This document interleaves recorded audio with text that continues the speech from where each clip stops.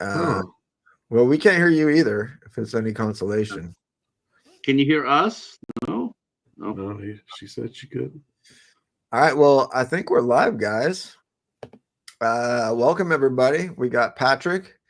We got Horror with Hoss. Mary keeps Hey, appearances. She's coming and going, but she's got a cool pair of shades. So hopefully her technical difficulties will get managed here before too long.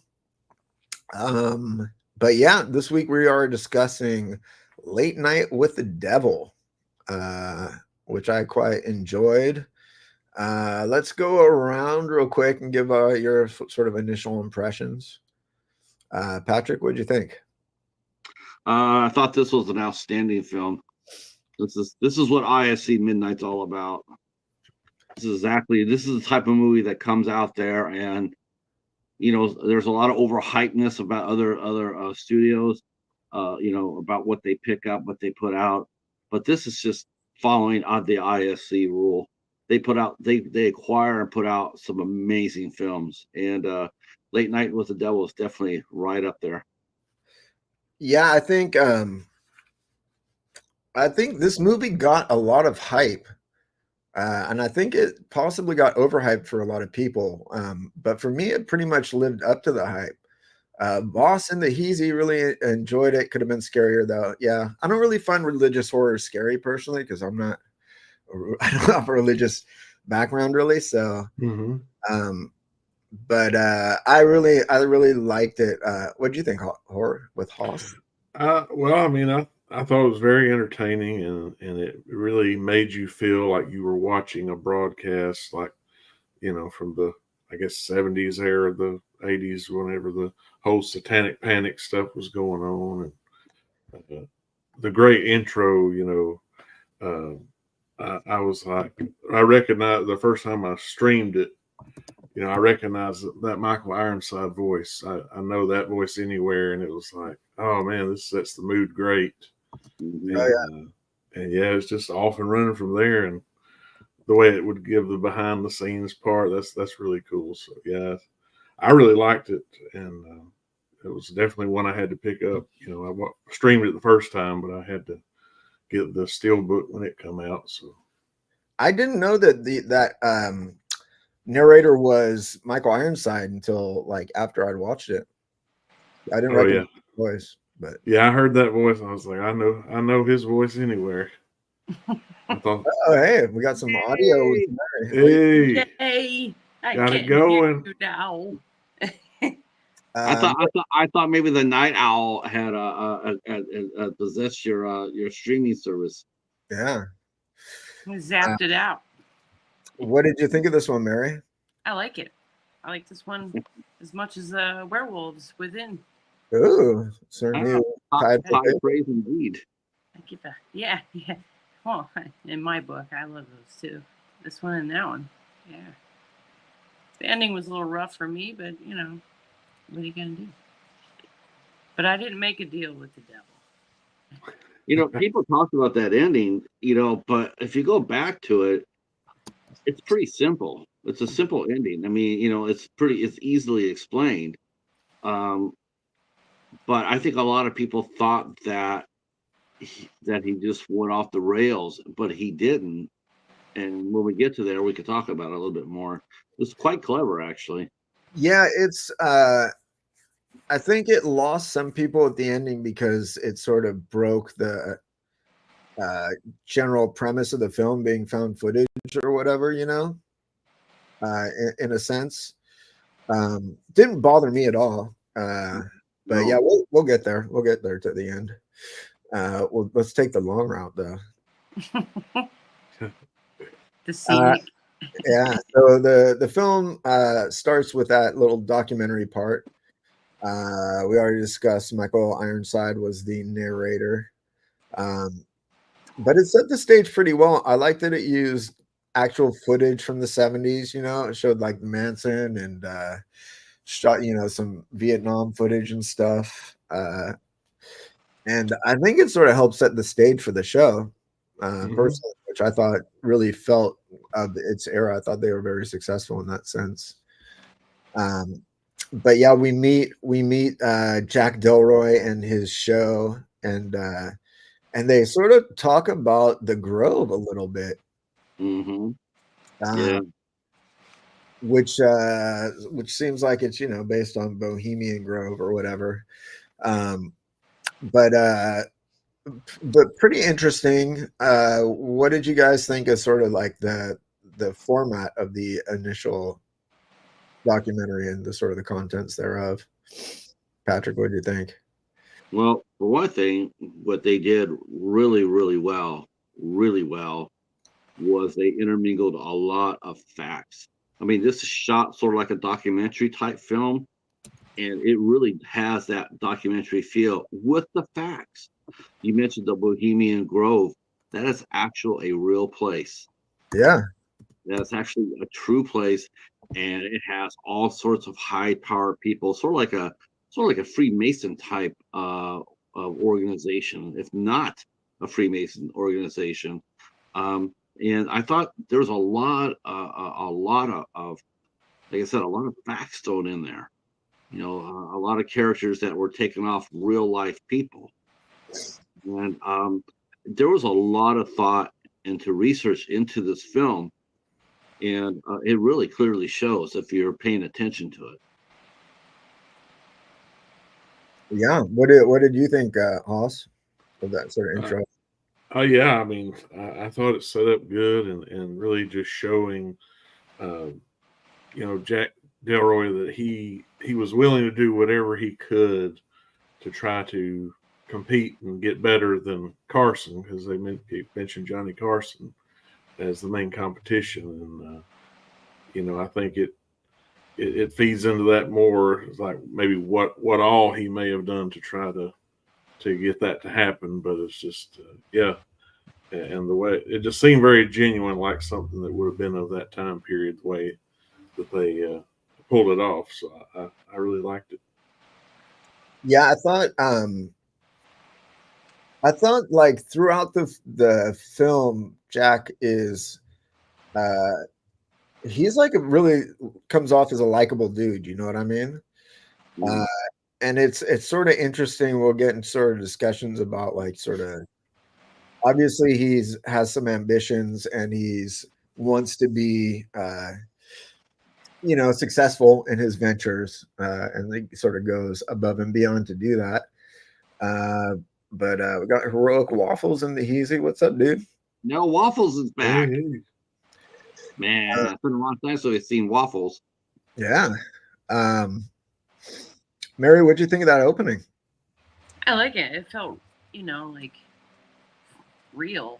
Like back in the day, we would watch Johnny Carson late night. My dad worked night shift, so when he came home, we'd sneak off and watch it and laugh.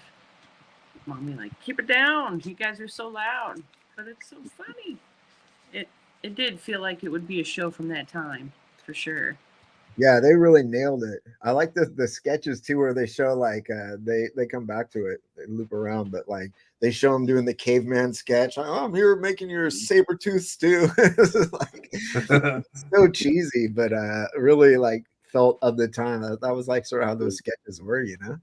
Yeah. Mm-hmm. But yeah, so they set it up. Uh, they talk about sort of the tumultuous times of the 70s. They introduce us to Jack, and they say that the following is the master tape of that Halloween night from 1977, the show, with some behind the scenes footage as well.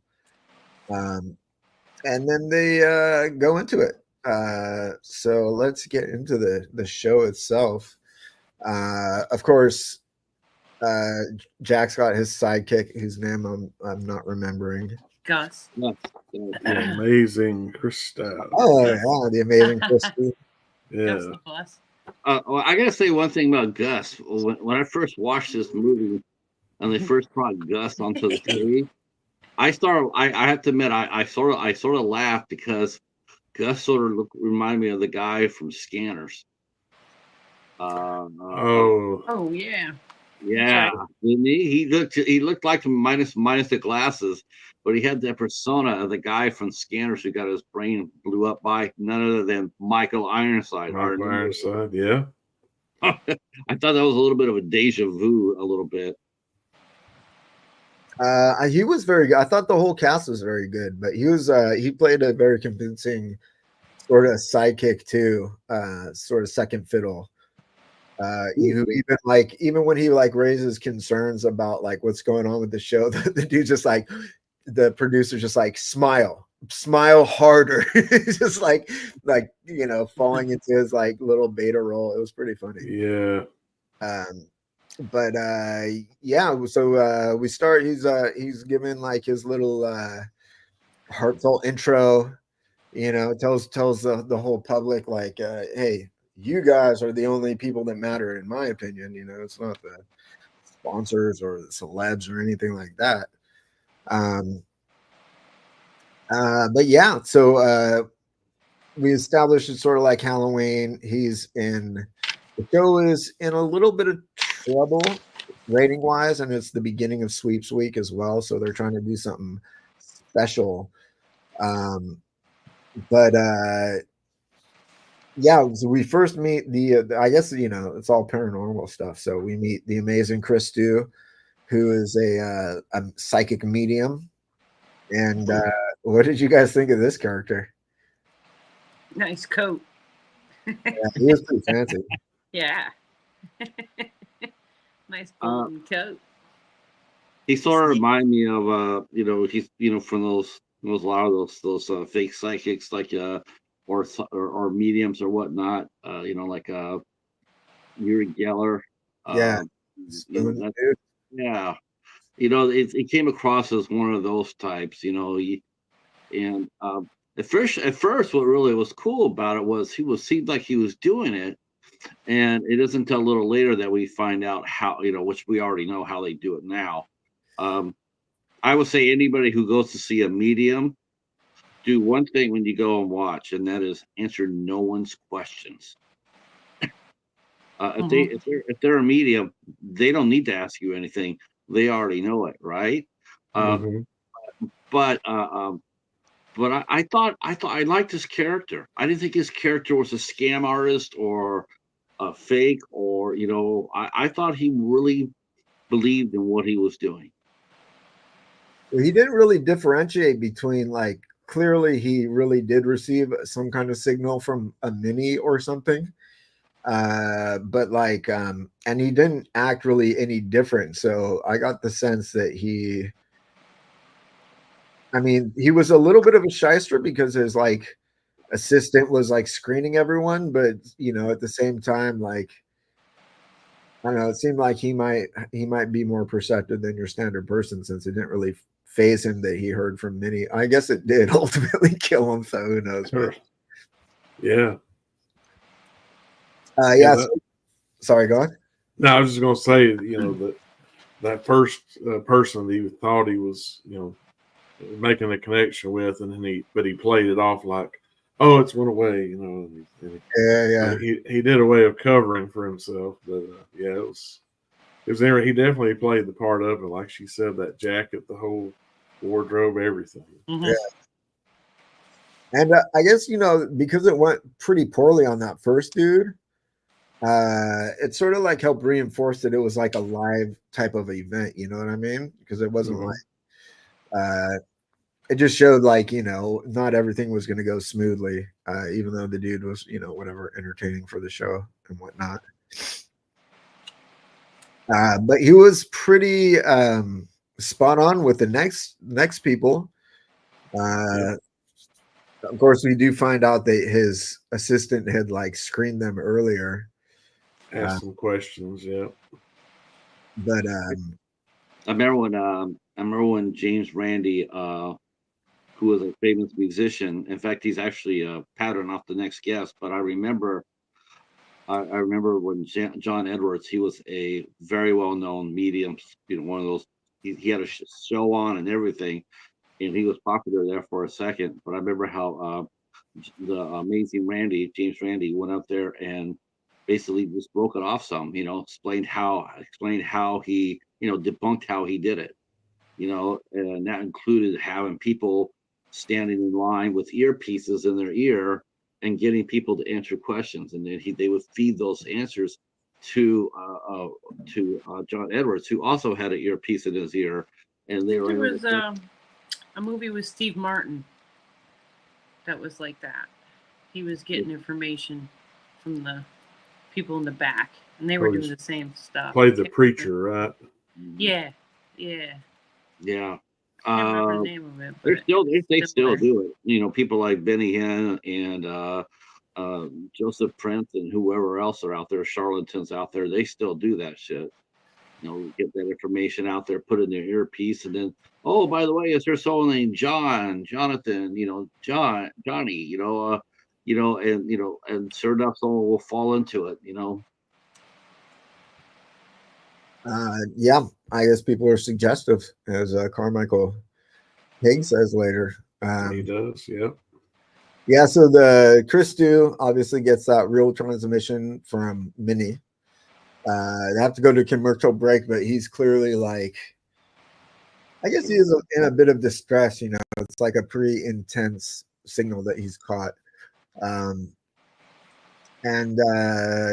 And Jack sort of plays it off, but I think he sort of is putting together some stuff like, well, my wife's name was Minnie. I'm a married dude, unmarried guy with a wedding ring. But they go to break and they bring out the next dude, the skeptic, Carmichael Haig, who again was like pretty much. He was supposed to be James Randi. He's modeled after a genuine person. Former magician. Yep. And current dude offering like that big check, $100,000 to anyone who can actually prove the existence of the paranormal or whatever. But he's kind of like a pompous ass though, right? Like, yes, his character is like kind of annoying, like right off the bat, like very, very happy with himself, I would say. Yeah, but let me ask you a question. But aren't you glad he was like that, though? I mean, weren't you? He's out there trying to. He's not out. I mean, he put between $100,000 to $500,000 of his own money up there. I mean, he wants to believe, but he knows that there isn't. And the thing is, though, is he's trying to save other people from that, from being taken from. They're gullible, they're susceptible. A lot of times they're really hurt. They're in the moments of weakness. And then you got someone, like whenever there's a missing person or whatnot, the cops always have. It always happens. Like there's a big famous case out there, and the cops will have to deal with all these so-called psychics that want to get their 15 minutes worth of fame in.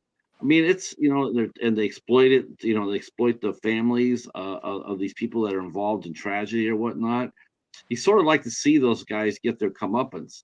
And so, when Carmichael comes out, you can see that he's been very successful in doing just that. I mean, you're right. He's very pompous, but at the same time, I think he's earned it.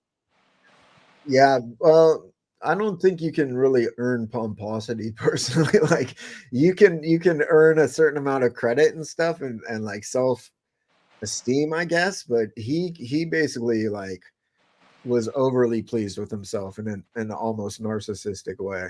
Yeah, because he would just immediately attack these people instead of maybe using some tact about it and still getting his point across. Yeah. He wanted to try to really say, hey, you're just a cheater and all this, and it's just a lot of people don't respond well to that, whether they really were or not. But he wasn't rude to the little girl. He was rude to. He wasn't kind rude. of. I think he was pretty rude. He kind of was, yeah. I he definitely was rude to the doctor, but I didn't think he was really rude to. Thimble Cinema. Good evening at Night Owls. Yeah. I didn't think that he was. I didn't think he was. I think he was condescending, yes, but I don't think it was anything that was directed toward her. Because she asked us, as you always have to be that way.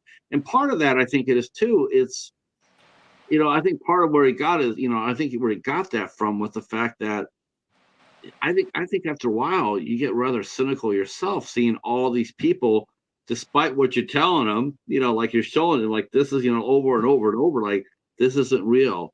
And then you see these same people that are actually sitting there, that do believe it's real. I think he's just surprised of what they, they're still, they're still believing in this tomfoolery, even though he has debunked many a person. I guess So that's sort of the root of his character, is that he feels that he knows so much more than everyone else, and that's what makes him feel like a pompous ass. Yeah. And right off the bat, unlikable in my estimation. But yeah, he comes out and confronts Christou, basically saying a charlatan, and Christou is not super happy with him. And of course, Jack sort of revisits, and we learn that Minnie was his wife's sort of secret name, or like private nickname. And he says that he believes that was for him. And Christou, clearly not really feeling super comfortable. Something seems to be up with him. He's not super focused on what's going on. He looks like he's ill, maybe sweating a lot and sort of not in character, and ultimately sort of loses his shit a bit and throws up on live TV some kind of black ooze, right, projectile onto the camera as well before they cut to break. And yeah, they call the ambulance. They get him rushed out. What did you guys think? It's sort of like, this is our initial first seeing the physical world that we're viewing is being affected by something paranormal, possibly. What did you guys think of that? He did, Christou, he definitely didn't want to continue on after his little segment was finished, because you could tell he was very upset by what had happened. Yeah. Maybe before he'd not really connected anyone, and when he actually did, it scared him, and he was like, I'm ready to get out of here. And they're like, no, stay. We want you to be here for another segment or two. And when he had enough of Carmichael's mouth, he throws the water in his face and wants to get out of there. But yeah, he did that for the audience watching at home. I appreciated that. Yeah, I did too. I've actually seen that happen on some talk shows before, where two of the guests got into it a little bit and end up, trying to throw water on each other. It was very interesting. It's not scripted. It's like they generally didn't like each other, and then they try to laugh it off, but you could tell there's a lot of hostility there. So that was actually, I think that was also based on an incident that did happen on talk shows. I remember Andy Kaufman, I think, wanted to fight David Letterman or something. Oh my God, Crispin Glover threw a karate kick that almost hit him in the face. Yeah, I can kick. I remember that. That's a good question. Yeah. I think the demon got into Christou with that initial sort of message that was sent, right? I feel like there's some discussion on who is in the audience. Like, some people believe that the Grove has sort of a contingency in the audience there. They said that there's a demon in everyone. Yeah. I guess the person who was dressed in the skeleton suit never commented or said No, they anything. didn't. They were like, nope, not talking. You know what? That's that character right there. They really got left unanswered. Like, who was that? Was that the demon himself? Was he just projecting himself through Lily at that time? I mean, we really never found out exactly who that demon was or his purpose in the movie. I mean, it's sort of like boy, if you ever wanted to come back and revisit this movie, you would go right through the skeleton, because I mean, it's like, who was he? What was he there for? Was it even a he? Right. It's very interesting. Yeah, I think Boss nailed it here. Obnoxious, his air tolerable, because you knew he was going to get it badly. And it was pretty fulfilling when he did. You know, he's like trying to fly it off. You know, That cracked me up when he put the check out there. Yeah. So let's see, where were we?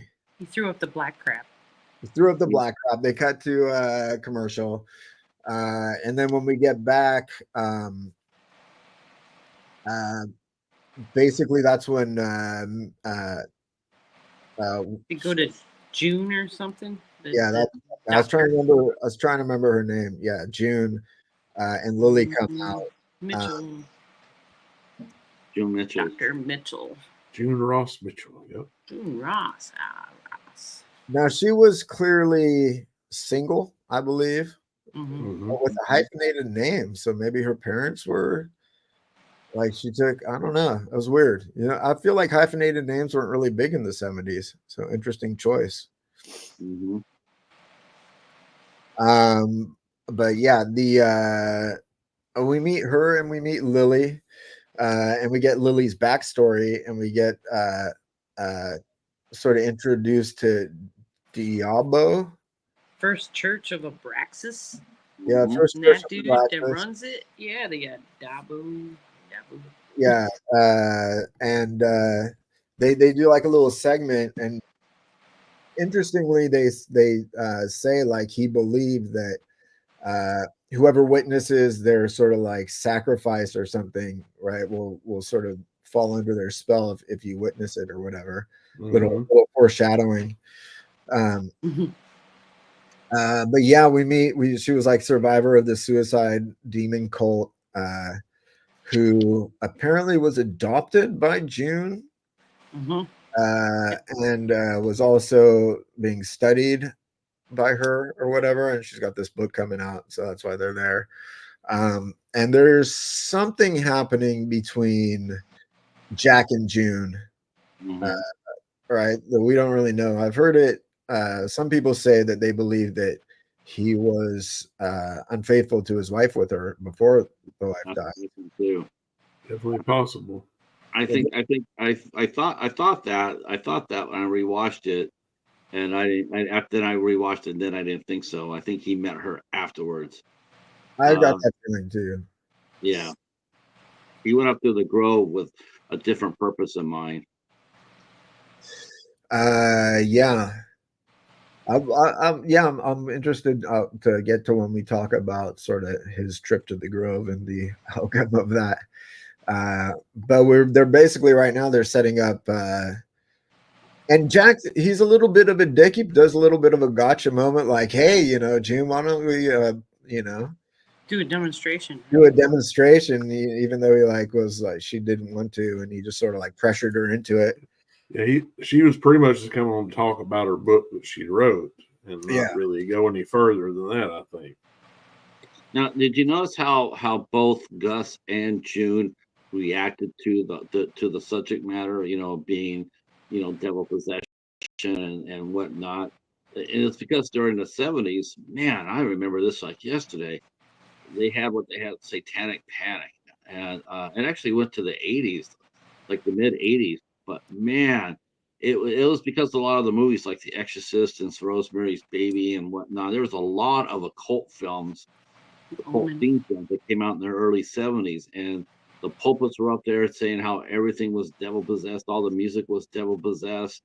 I live down here and they're burning Kiss records, idiots. Yeah, Kiss, Kings and Satan's Service. Yeah, that was nice.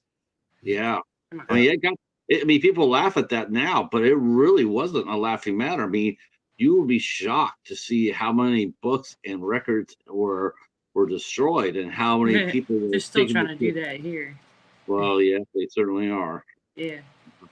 I mean, it was a real thing. I mean, people were really scared about the occult back there in the 70s to the late 80s.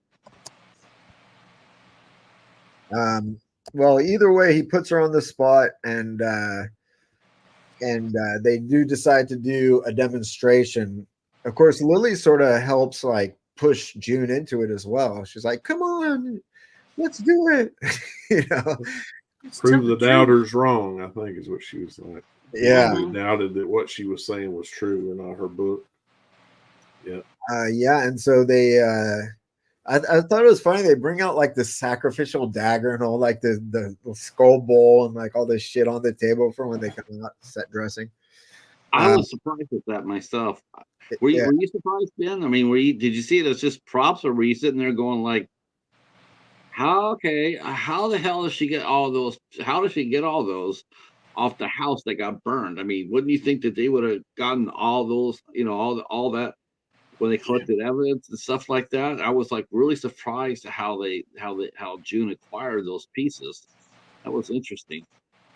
Yeah, there was no need to bring those. What did you say, Mary? You don't need to bring the sacrificial knife.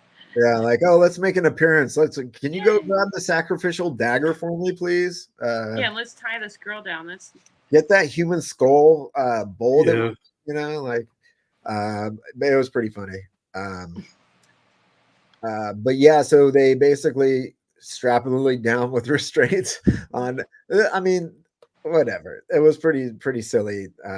I don't know that would actually have gone down, like that on national TV, live TV. It's the 70s. They let anything get. 70s, yeah. I would think that they would. Honestly, I think they could see that happening. But yeah, what did you guys think of the sort of summoning there between June and what was her name, Millie? Well, Lily. What do you guys think of that sort of the whole scene? Patrick, what do you think? I think it was correct. Like I said, there's a lot of fact that's into this film, and one of the things that June says is we can't do the ritual right here. It's not the proper setting. It's not, it's wild.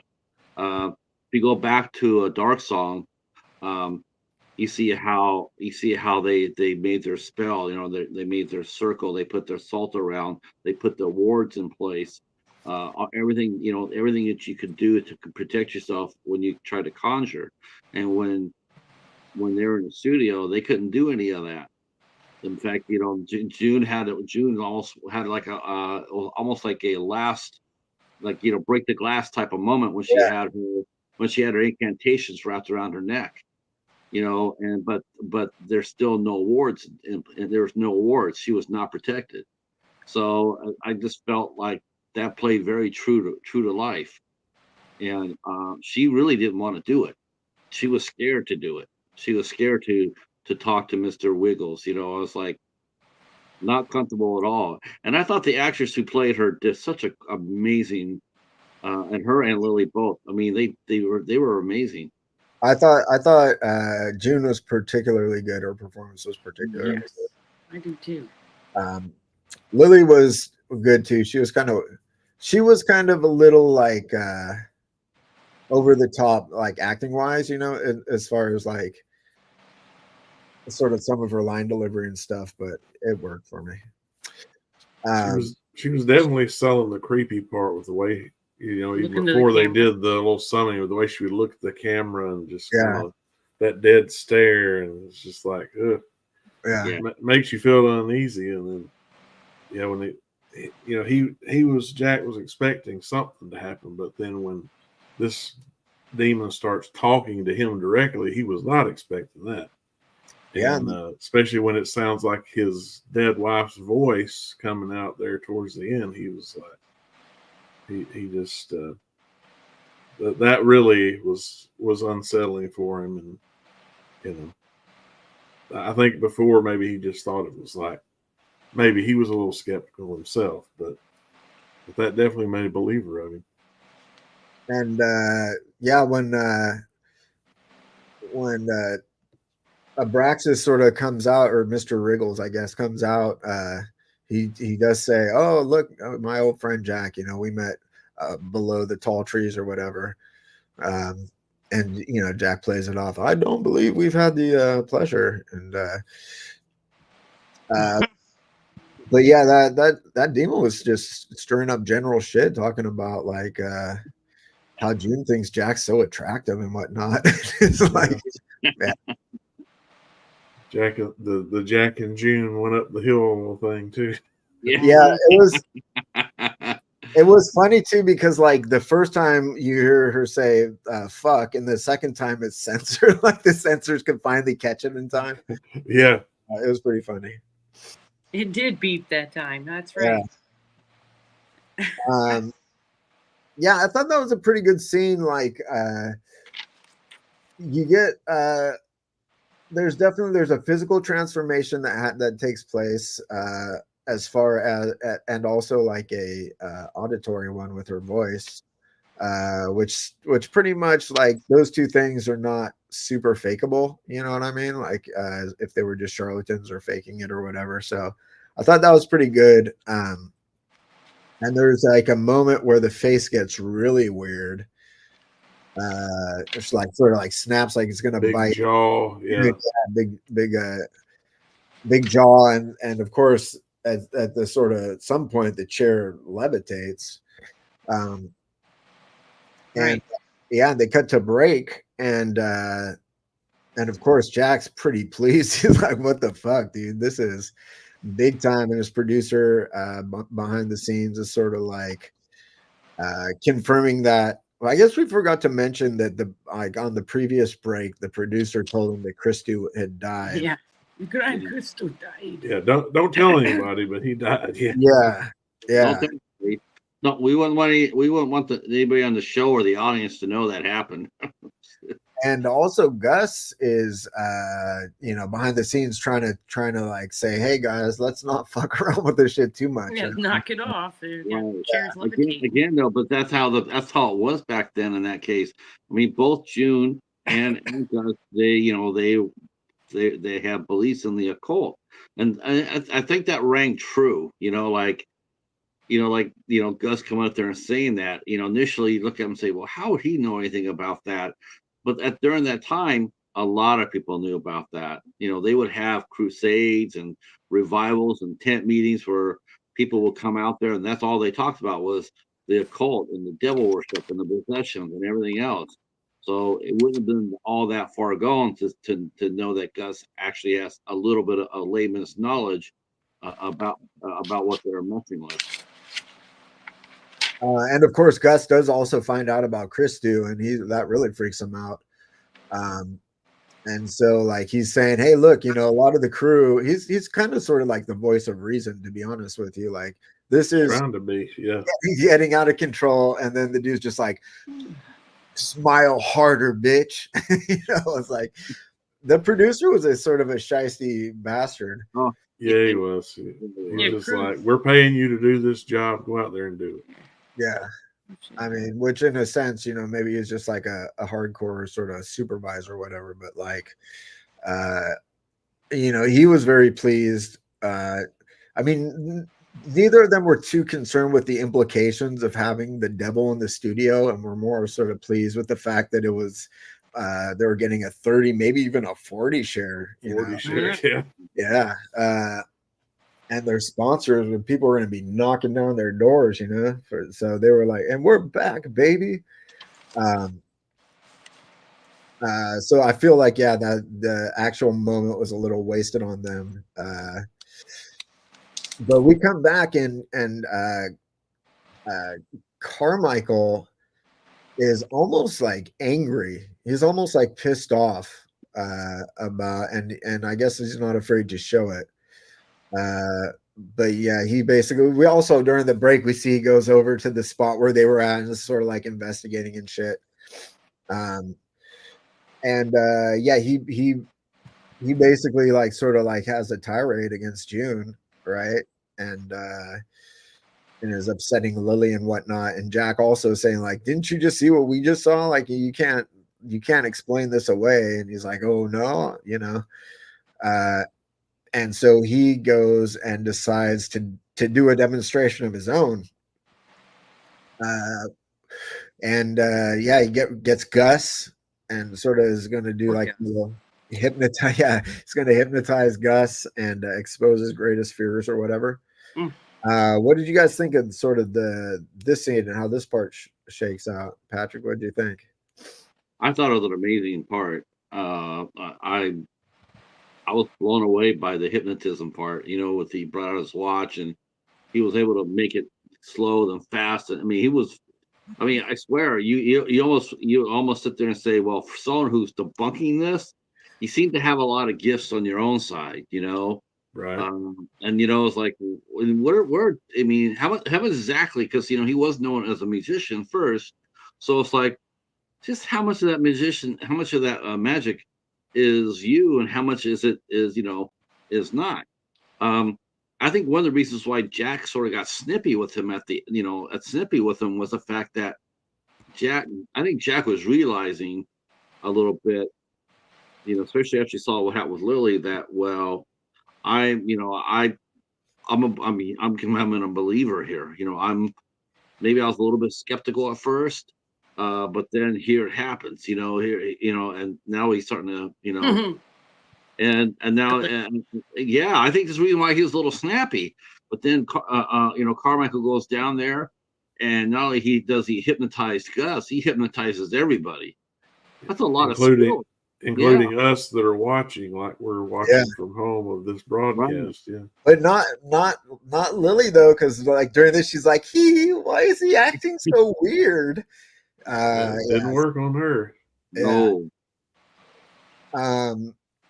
Yeah, so it was pretty interesting. What did you guys think, like, on your first viewing when he started like pulling worms out of his neck and shit?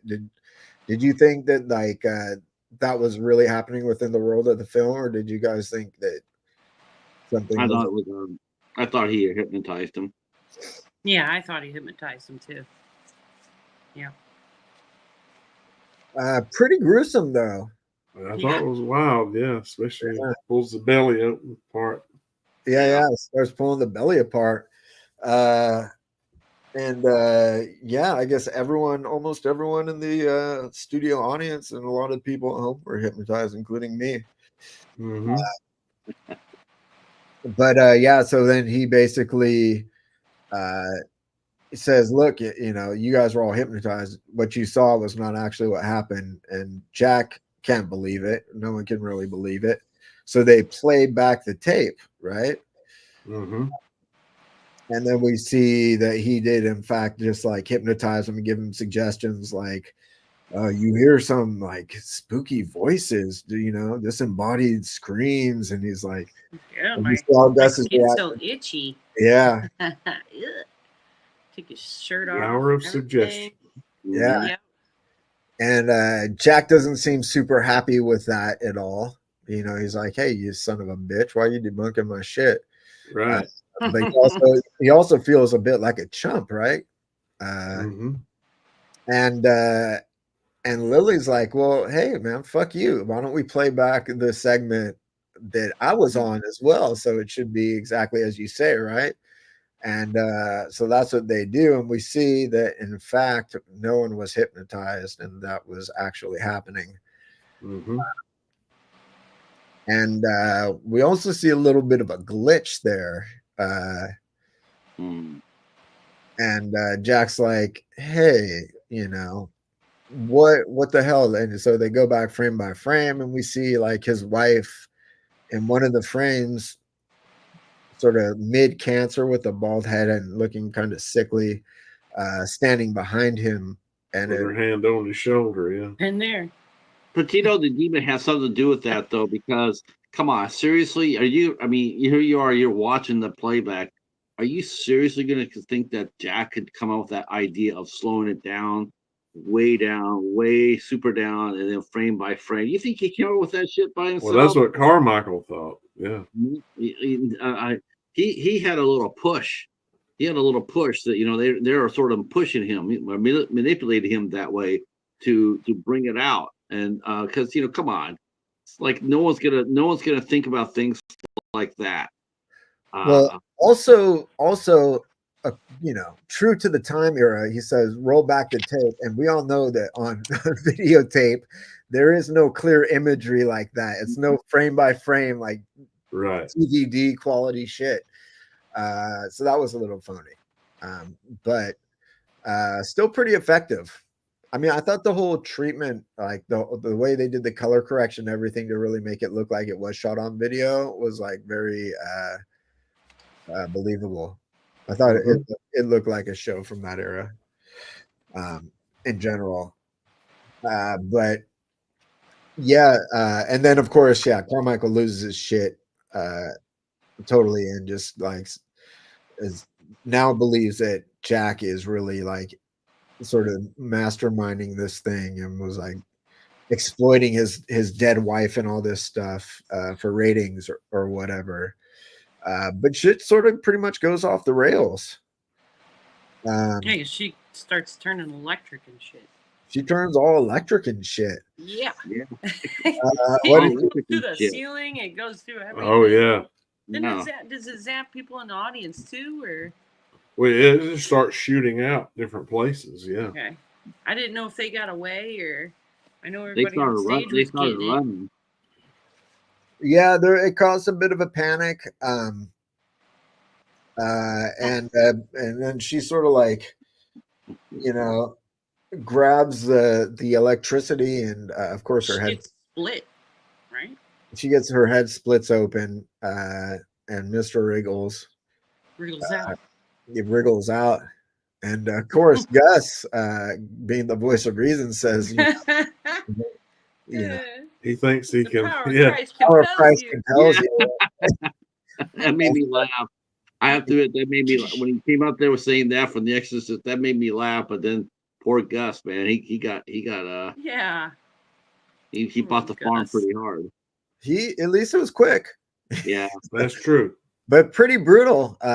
Pretty good looking effect too, like with his neck spinning around like that. I Oh, like the worm came out of his eyeball Oh Yeah. yeah, the when worm he got thing. when Yeah. he was hypnotized. I forgot about the worm thing. It was in his eye. Was it? Didn't they have a scene like that in Videodrome with James Woods? I think so. Oh yeah, the whatever the cancer bullet thing that had the stuff coming out of that one guy. Yeah. Yeah, so I was thinking about that. And I'm like, I think they had a scene like that on Videodrome, but I couldn't remember. What did you guys think of the sort of visual representation of Abraxas coming out? Looks Oh, like pretty that's the good. way it would probably happen. Yeah. It was wild, but it's like pretty much what happens. Like, ain't nobody making out of this, unless they can somehow find the exit really quick. Yeah, I think that pretty much the everybody else got out of the studio except for the people on the stage. Though I sort of wish they had shown the producer getting it, because he deserved to get it. Yeah. They He reminded me of Hyde from the '70s show. yeah, he did. He did. Yeah. I think it was just the hair, right? Yeah. I thought it was an interesting choice because it was almost like she was extra VHS in that world. You know what I mean? It was like they like intensified the VHS-ness of her. She was kind of like a little staticky and everything. So it was an interesting choice to sort of do like a television, like almost like sort of a television-esque quality to that transformation. But yeah, the shit pretty much hits the fan.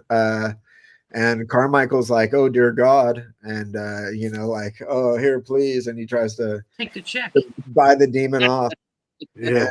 And Braxis says "abracadabra," which that phrase apparently is, from sort of, or has origins with Abraxas.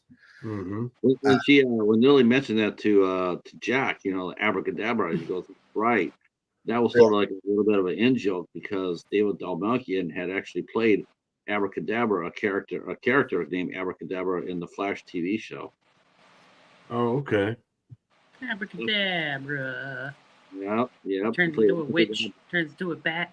Turns into a Bugs Bunny cartoon. And every time he say abracadabra, he would change. It's like, no, I don't. That was a good episode.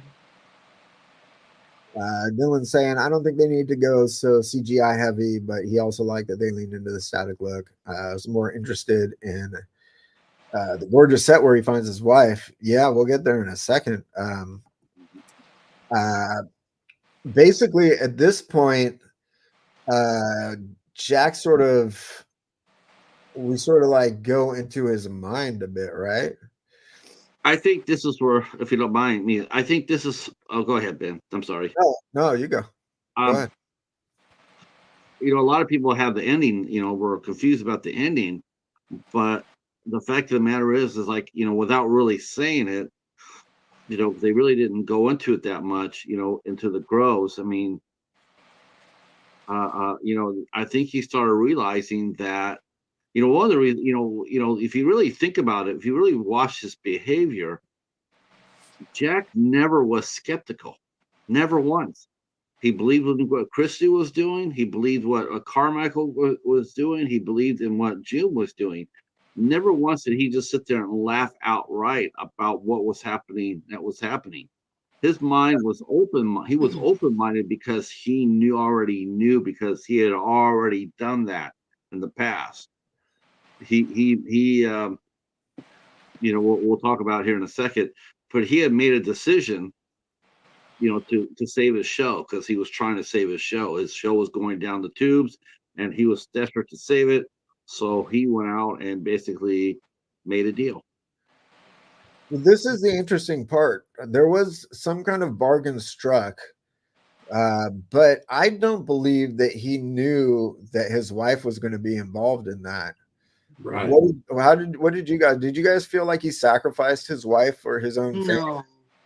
I don't think so. I think if he knew what it was gonna cost him, Yeah. I don't believe he would have did it. But I think he thought the deal was between him and the devil. I think that's what he thought. He thought and if you go back in the beginning during the Ironside voiceover, you'll notice certain events that happened, and like he had, his deal was, in a folklore. And this is true. I was really surprised when I read this, but in folklore demonology, when you make a deal with the devil, you get 7 years. You get 7 years, and then the devil comes for his due. To collect, Yeah, I was really surprised when I'm going, like, someone did a lot of research on this movie, a lot of research.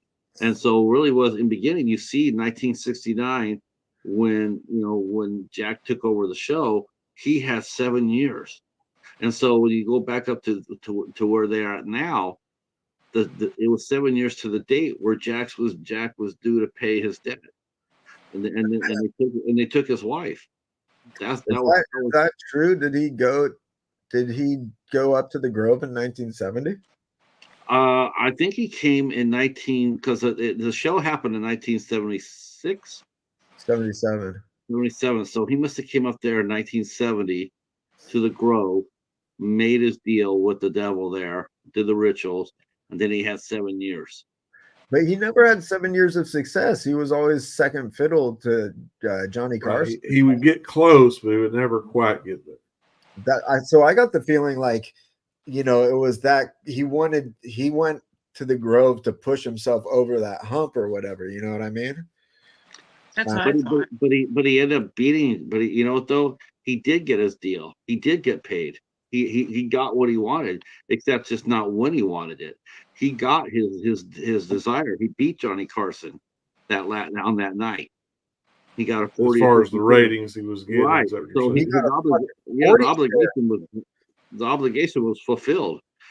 It says, you want to be number one, and you want to be number one. You show me number one. I'm going to give that to you, and that's what he gave him. He gave him the last night. This is like his show, and no one would forget him. He would be famous forever after that one show. I mean, he got everything that he asked for. I mean, he didn't get skipped on. He just didn't expect it the way he got it. Yeah, I mean, I feel like there was. I'm still curious what the fuck his bargain was like. Because you're not gonna like sign any fucking bargain that just says, I mean, you got to know what the exchange is going to be, right? Like, you wouldn't just do it for like, oh, plus there's going to have to be a sacrifice, and be like, okay, you know. I think he's, maybe he didn't realize, maybe because maybe he thought, he was like, hey, I'm going to go ahead and do this deal. I'm going to do whatever they want. But and I think that's the reason why his mind was open to what was happening. And that's what we saw. We saw basically in the last 10 minutes, we saw the devil come up to collect on his deal. And that's what he did. He collected on his deal with Jack that night. But and I mean, he's the only one left alive, on the stage. He's on camera doing it. I mean, everybody's going to watch this show, and then everybody's going to be, he's going to be in the headlines forever. I mean, I would have liked to see, and what it cost was, he didn't want to necessarily lose his life over it. He didn't want to give up his soul. So what I think he did was, I think he bargained with his wife's soul. He said, I'll give you my wife to make the deal. And I think that's what I never felt, I felt like when he was talking to Minnie, and he was like, I felt like he's being very sincere when he was like, I didn't know. And like, I got the feeling that he really did love his wife. right. And that he didn't intend to sacrifice her for his own fame.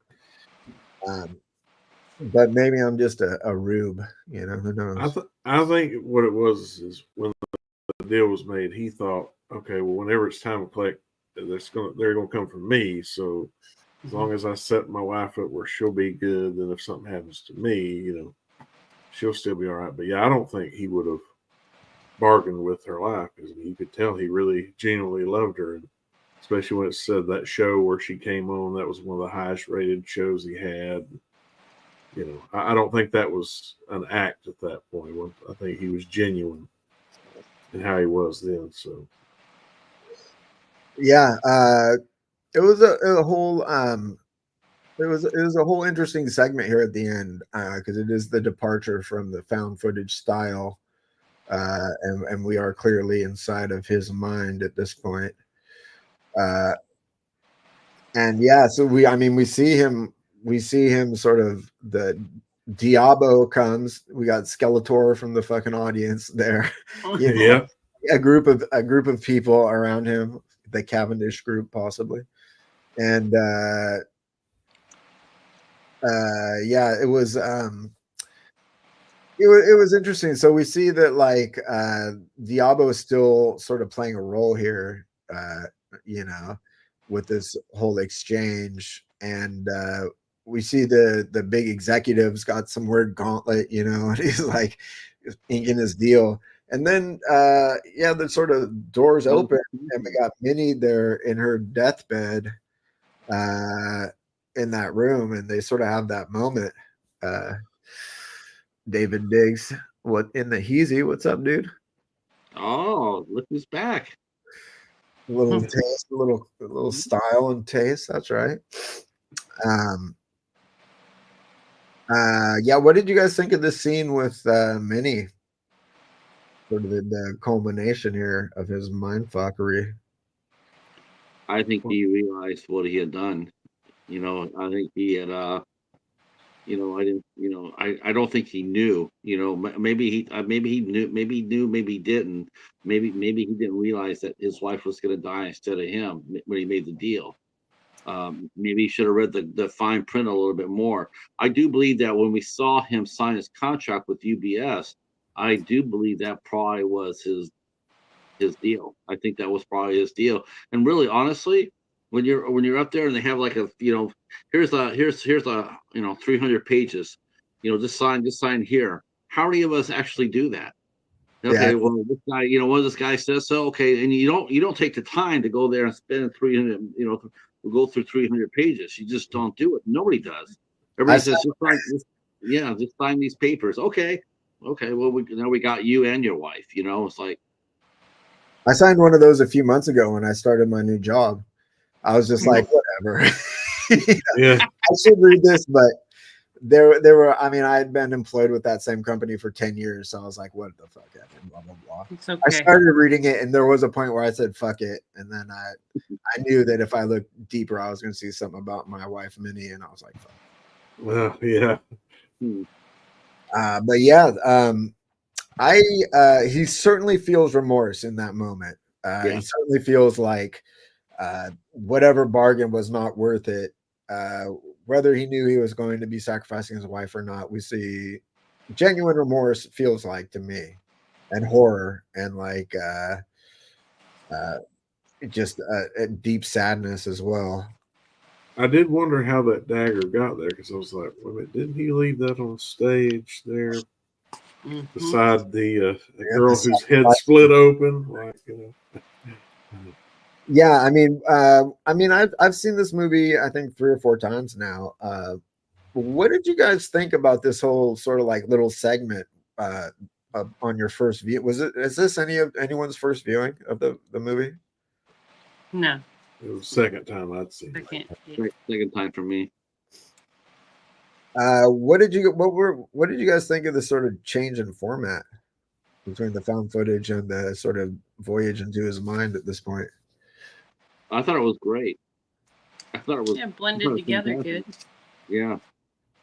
And he had to pay. He had to pay for it. He had to pay. His time was due, and a lot of times we really don't get to see that. It's like maybe in a movie they'll sit there and say, "Well, it's time to pay the devil," and then you see somebody put a hand on somebody's shoulder and walk out of the frame. This is like one of the first times I could see in a movie where it's like you're seeing what he's reaping, and this is what and he lost everything. Almost like, the life flashing before your eyes before you're dead, but he's seeing like what all, that deal, what this gave him, and did it really give him what he wanted, happiness, whatever, in the end, because he lost his wife. Like you said, that feeling of remorse for having even done it. Yeah. I mean, he lost his friends. He lost. I mean, and the thing is, too, it's like you're saying, the last thing he sees in his eyes. Well, the thing is, though, he's not dying. He's going to be left alive. He's going to be facing, he's going to be facing hell on earth. He's a relatively young man. His hands are all over the place, all over the knife. He's on camera. Showing him killing the Lily. I mean, he said that he would be famous. Yeah. Well, he definitely is. He's gonna be famous. Yeah. I think Infamous is more like it, but he did get what he wanted, and he got a #1 share. So, I mean, like I said, the devil paid him all right. He honored the deal, but just not the way he thought he would. Yeah, I mean,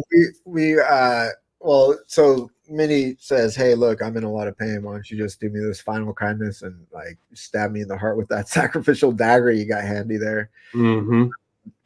And so he does, and we come back to sort of the reality that he had just essentially completed the ceremony that Diabo and his suicide cult had started so long ago, and sacrificed Lily for Abraxas, right? Mm-hmm. Right. Yeah. And the 40 share of everyone watching at home now has viewed this and is now sort of under the influence of Abraxas or whatever. And he realizes it too. He's like, turn your shit off, dreamer awake, trying to unhypnotize people. Right. That's that whole thing. Because I think he was hoping also like that maybe he was still hypnotized. He would come out of it and none of that had happened, I think too. Yeah. Maybe that's what was his hope. Hard to imagine what the actual fallout of this incident is, especially since it was just sort of nonchalant little documentary in the beginning talking about like a weird moment on TV. It didn't talk about like any kind of like revelation situation happening with demon possession and whatnot, like on Earth. But I thought it was I like the resolution. I thought it was pretty good. I like it ending with sort of like him, like, dreamer awake. It was sort of like a Halloween 3 moment, where he's like, turn it off. Yeah, stop it. Shut it down now. And we cut to static, and then the bottom it's like saying stand by or whatever, and then it sort of flashes to so it is done, and then flashes back, and then ends. I quite like this one. Mm-hmm. I like this one too. I was pretty excited when you picked it. Dylan saying loves this movie. More Shutter films in theater, please. Been a fun year off horror movies. I saw In a Violent Nature in the theater as well, which was another Shutter film, which I quite liked. Yeah, I still haven't seen that one yet. I'd like to. It's Yeah, either. I think it's out on physical media. So I wasn't thrilled. Okay. a lot of people weren't thrilled. I think it has a weird pacing thing that I feel like for me, I found it mesmerizing, and I It feel like wasn't the killings. It was just like. I feel like if you are not getting into, if you're not fully involved in the sort of atmosphere and you're not mesmerized in the same way that I was, that the pacing might be an issue for you, as it was for a lot of people. Okay. But it's a very interesting take on the slasher genre. I liked it. The point of view. Yeah. I still like the last one we saw too. Evil Lurks Within. I still think that's an amazing film as well. That is a amazing film. It was. And I still think about that one quite a bit because I love the fantasy aspect of it, which I think is often overlooked. I don't think people realize the fantasy of that movie. I think they see it strictly as black and white, and it's not black and white. It's a lot deeper than that. And sort of like reminded me of like mystical realism or whatever that's called. That sort of fiction genre. Yeah. 100 Years of Solitude type of thing. I can't remember the author's name. What the fuck is the author's name? There was another movie like that. 3,000 Years or something like that. Gabriel Garcia Marquez. But yeah, it's sort of like a sort of fantasy in a realistic way. That's just sort of like it is. It sort of felt like it was of that genre. This is a great one too. I mean, this is just fantastic. Yeah, I liked it quite a bit. I like the atmosphere and the pacing really kept me riveted and invested in it. It's a pretty short one, but overall, I quite liked it. Let's give it a rating. Patrick, what'd you think? I definitely give this an 8.5. Definitely. Yeah, no problem with that. How about you, Haas? I give it a 9. I really liked it. It was enjoyable. Like you said, even on a repeat viewing, it's just still has that way that it pulls you in and gets you into that same TV show frame of mind. It's like 70s atmosphere. It's really like it really works. Mm-hmm. Yeah, I'd say a 9 too. Yeah. Yeah. I'd go ahead and give it a 9. I would recommend it to non-horror fans. I think it's a pretty interesting film. Sort of interesting premise, as an interesting take on a found footage thing. Like I thought it was overall really well done, and there was a lot of hype behind it. And it lived up to it. At least it followed, yeah. It lived up to it, yeah, for me. Yeah. And unlike you're right. There's been a lot of horror films that have been super hyped up, and they've just fallen flat. Like Maxine just didn't. It just wasn't there. Most any Blumhouse movie this year has really fallen short. So I think people get really excited for these things, and like I said, they just don't deliver. They don't, and I think this has been a great year for IFC. They've had a lot. Actually, the last couple of years have been amazing for them. They've gotten their movies out in front of more eyes. Dylan mentioned about more Shutter films. Shutter and IFC are basically owned by the same company. And one thing that they have done was made these movies a lot more accessible is that they have put them in theaters. Late Night with the Devil made over $15 million at the box office. That's crazy money for IFC films. Crazy. They're both in the Cavendish group, right? The Cavendish Yeah. group. Or I wonder if the Cavendish group is a spinoff of Off the Shamrock. But I'm gonna say that a lot of these movies now are coming out like even in A Violent Nature or Evil Lurks Within. They're coming out in the theater, and now they're starting to make some money. They're starting to come out there and like, okay, maybe they're not making Marvel money, but they're coming out there and making $5, $6, $10 million, $15 million. Fucking Terrifier 3, dude. Terrifier 3 released unrated in theaters, making like it went 8 times. It's fucking. It went up against a lot bigger budget movies. Yeah. It was. They blew up Joker. They blew up Joker too. I heard that one. It's like, yeah. You like cats? Huh? If you like the movie Cats, you'll love the Joker too.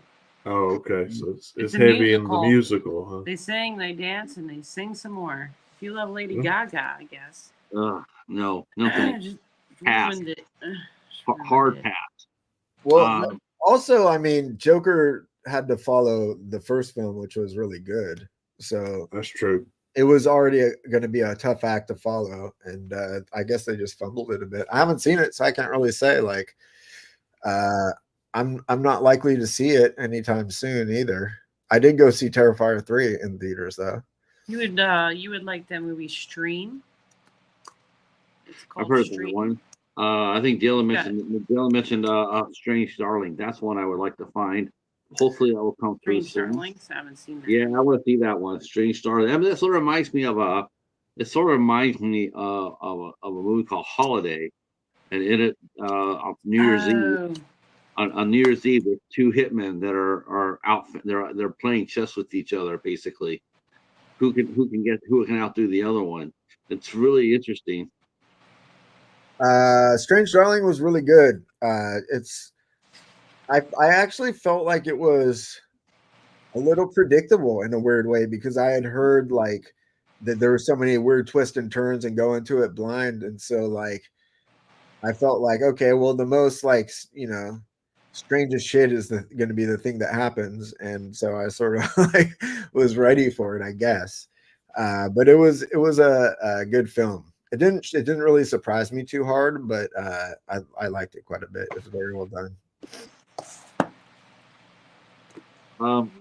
Very good. I know next month is going to be a short month in November, November 24th, and it will be my turn, and I am taking this over to Europe, and we're going to watch A Perfect Day.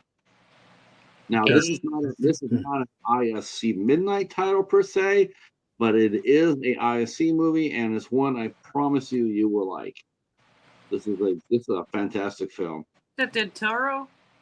Yep, Benicio del Toro, Tim Robbins, Olega Kurylenko, Melanie Thierry, and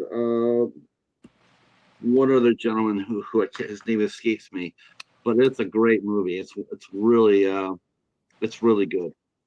And I thought, yeah. What do you guys think? I was thinking, this is our 38th film right here. I was wondering if this is just a little, something to shoot for later on. But do you think when we get to 50, I think we should do like maybe a small roundtable and talk about our 5 favorite films that we've done so far on the show? Sure. Yeah. Okay. Yeah. I think I can do that right now. Oh. I already know Mary's number 1. Well, now it's co-tied. This one and Werewolves. Yeah. Yeah, Werewolves was good. And Our House. Yes. Yeah, I love that movie. I told you that was going to be that PG-13 movie. That movie had a lot of punch. Now that's something I don't get. How does IFC come out with some PG-13 movies like Our House and The Vigil, and they come out and they're strong movies. They come out, they're strong. And then most people like Blumhouse, they do PG-13 movies and they struggle with it. They don't know how to work the suspense, I guess. Yeah, it's like it's confusing because it's like, but I am looking, non-IFC wise, but I am so looking forward to Heretic. I feel like Blumhouse, they don't necessarily fail at PG-13. They just put out. They give like filmmakers an opportunity to fall flat on their face. That's how they get success, and that's also how they get shitty films. You know what I mean? That's how you Get Out and Paranormal Activity, but it's also how you get like Imaginary and whatever the fuck else shitty, Truth or Dare or whatever, you know. Imaginary. I still like to see that. Who was it? Was it David Diggs? I was just talking with someone who said they actually liked Imaginary. Okay. I haven't seen that one yet. I haven't either. Mary will be up in Christmas. Okay. Haunts and then I'll be thinking I about know my next pick, but I'm pretty sure it might be Desolation. Okay. That'll be a good one. So that kind of reminds me of In a Violent Nature, but with dialogue. Okay. No. Okay. I can't go wrong with that. And I already know Haas is already cooking over there. Oh yeah, I'll try to have a good one. You guys want to plug anything before we end the stream here, Patrick? Yeah, Coast to Coast boys are back. What are you guys gonna be? I'm sorry. I'm sorry. One thing I missed about the show yesterday, none of the boys came up for a cameo. I thought for sure our boy would come up there and say, "Yo, what's up?" But I guess that didn't happen. Yeah, I still got Geigen's way across the room, dude. I got to go grab him. And he's got his feelings hurt. But you know what? When are you guys gonna come back and do it? You guys can come back in. Gonna come back in November and do a Saturday? Do it once a month? I think it's going to be maybe November, maybe between Thanksgiving and Christmas or something. I'm not sure. I'm usually down to stream in general. You know what I mean? So like if someone I've been happy to stream with you, Ben. Yeah, I'm usually down. All right. Well, you know what? Hell yeah. I'm looking to do some more streaming. I mean, I enjoy it. We'll find something to talk about and yeah. And me and Mary, hopefully she'll be able to hang out with me. That's awesome. The fog. It's supposed to be from the fog, but I don't know. And then yeah. I made his eyes glow. Ooh. No, I guess they aren't gonna glow. Can't see them in this light. Sorry. As far as my calendar goes,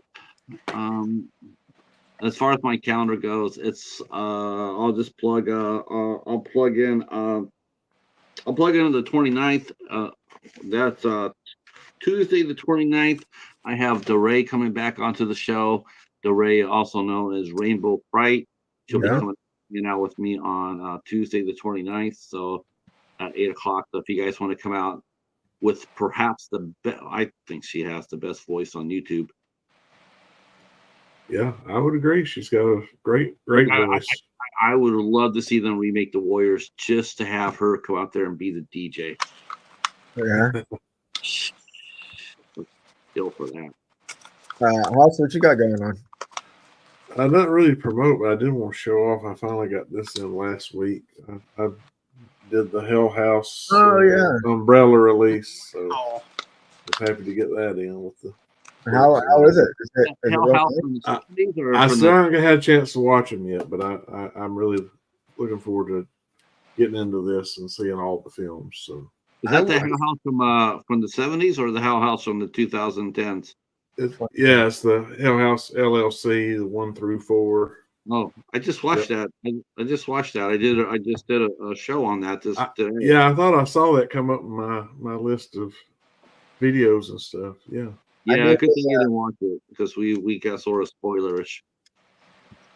I wanted to order that Hoss, and I sort of like paused because I think I was like gonna pre-order it, but I didn't have a job yet at that point. And I was like, I'll Oh just yeah.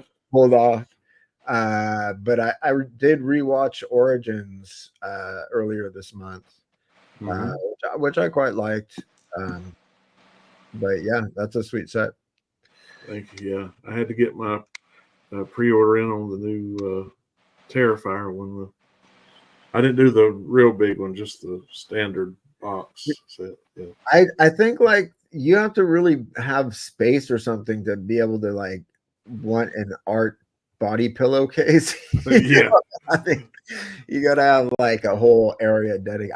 I like art. I don't know how many fucking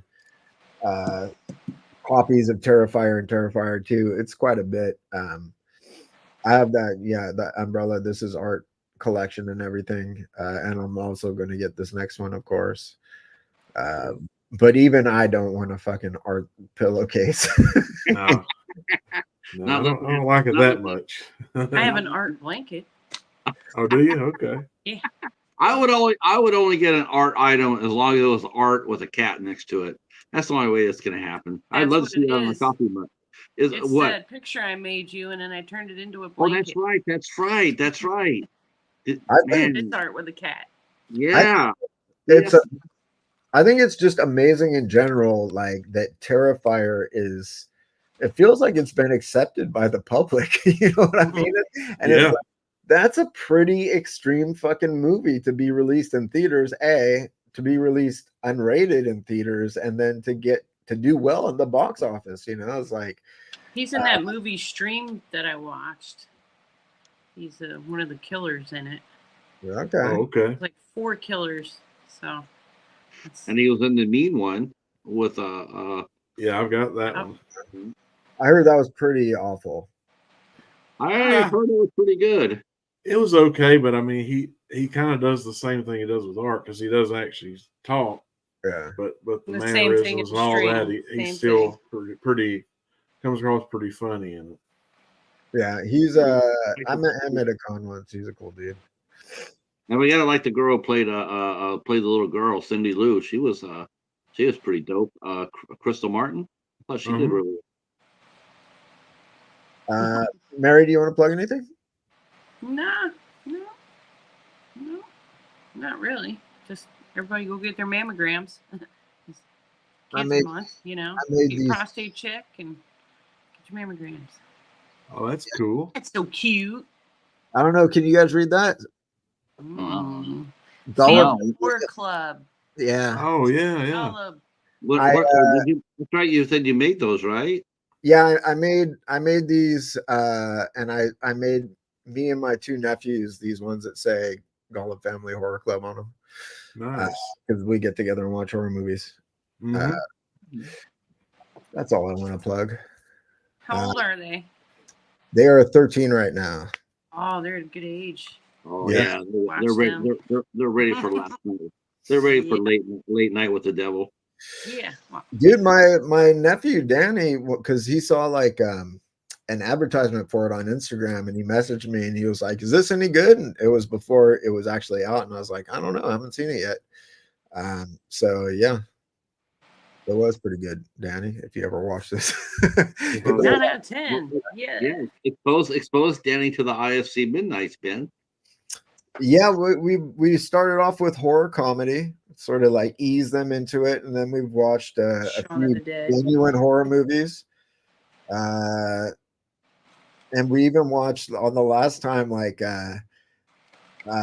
Sammy, they're twins, Dan and Sam, and Sammy wanted to watch Tusk, which I like, but like we ended up watching it. I tried to talk him into watching like Deathgasm or something, and then like after we watched Tusk, like everyone we watched it with was like, "What the fuck?" Right. I tried to tell you, you know. But yeah, so we You should have broke him in early. You should have broken gently, Ben, with something like Creepers Sheepers or something like that. the first movie we watched was Deadstream, which is like a real good intro. If you have not seen Deadstream, definitely watch that. It's super fun on Shudder. All right, check that. I haven't watched that one yet. Deadstream, it's amazing. It's got like Evil Dead 2 vibes. It's very small found footage movie about this influencer who's staying the night in a haunted house. But it's a horror comedy. It's super fun. Give it a watch. Okay, yeah. Have none of you guys seen Deadstream? No, I haven't. I need to though. Sounds like. Yeah, you guys need to watch Deadstream. Trap with Josh Hartnett. I did not see that one. It's not bad. I got his daughter. I got his daughter's movie. M. Night Shyamalan. I got his The Watcher. So I'm gonna give that a watch. Let's see. Deadstream is perfect to horror YouTubers. Yeah, it's great. It's amazing. It's a really fun. It's a quick watch too. I think it's like not much longer than 60 minutes. It's like very super fun. Definitely. Speaking of super fun short movies, I'll make one recommendation. I would definitely recommend 9 Windows. Come out from Grandma's Ventures this month. I would highly recommend watching that. 9 Windows. 9 Windows. And let me tell you, it looks more like a suspense thriller, but let me tell you, it has some horror in it too, and it has 2 very, very strong kills. In fact, I would tell Ben to be careful. What was it? Which movie? Called 9 Windows. 9 Windows. Yeah. And I would, like I said, I would tell Ben to be aware. There's something in there that probably he might not like too much. But it's brutal. It's brutal. It's like, but it has William Forsythe in it, Michael Pierre, Diana Garley, Christopher Milan. It's directed by Lou Simone. I really enjoyed that movie quite a bit, actually, a lot. Yeah, the chat from Deadstream is pretty funny. Oh my gosh. Did you see The Last Drive-In? Did Late Night with the Devil Friday night? No. I saw him tweeting. I saw the tweets about it. Oh yeah.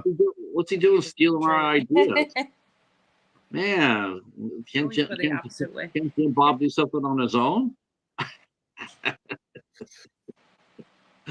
All right, guys. Well, shall we call it in the evening? Sure. Thanks for coming to the show, Jack Delroy. See you next month on my channel for a perfect day. All right. Well, thanks so much for watching, and until next time, friendos. Happy Halloween. Happy Halloween, everyone.